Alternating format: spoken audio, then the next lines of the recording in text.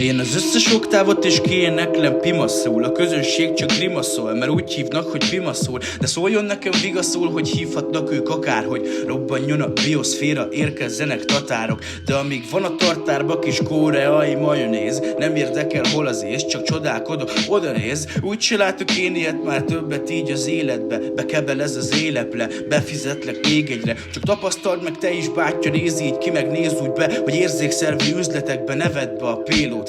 De miért lop meg? Miért veszi a szegénytől a nincset el? Ez döntse el, hogy hova áshatta a véna kincset el. Ez így csetel, meg úgy csetel, meg így csetel, meg úgy csetel. Ez döntse el, hogy hova áshatta a véna kincset el. Megcsavarom bolondosan most az inger bevitelt, azt bevizelsz. Ha úgy akarom, kibelez a decibel. De lefolytom egy decivel a kedvenc üveg piámból, és falnak baszom magam, csak repülnek a szilánkok. Egy-két darab szembe megy, a többi remeg rálépnek. Náj még, meg az örök mozgás jól fog szólni háttérnek. Intuitív imposztor, a becsületes gúnynevem, de így legyen. A legfontosabb pont most az, hogy jól legyek. A folyamatos kötéltáncba belefárad mindenki, azt feleljél, meg legyél boldog, élvezd ki, amit van mű. Azt hitted, hogy apukám, hogy tiéd lesz a világ, de a felhalmozott hibákat nem oldozzák az imák. A fejemben egy image, az övéjükben kopás, mert azt hitték, hogy nem tűnik fel senkinek a lopás. Hogy rabolnak a népüktől a jó szerencse nevében. Ezt üzenem levélben, hogy főjön meg a levében, és egye szépen meg mindenki azt, amit ő főzött, azt üzeni a főnök, hogy kapjatok el, ha dőlök,